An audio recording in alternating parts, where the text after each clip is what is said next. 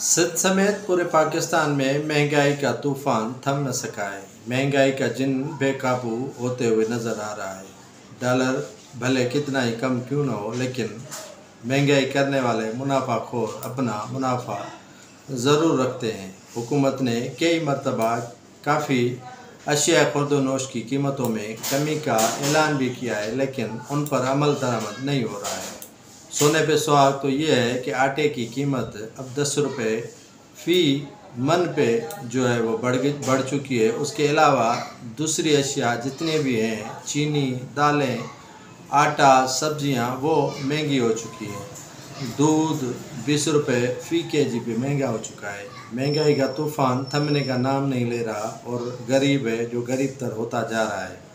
हुकूमत ने मजिस्ट्रेटों को पावर देते हुए मुख्तलिफ अशिया खुर्द-ओ-नोश की कीमत के गरान फरोशों के ख़िलाफ़ कार्रवाई करने का टास्क दिया हुआ है, लेकिन वो भी टास्क मुकम्मल तौर पर नाकाम दिखाई दे रहा है। ज़रूरत इस अमर की है कि महंगाई का जिन जो बेकाबू है काफ़ी अरसे से, उन पर काबू करके बोतल में बंद किया जाए।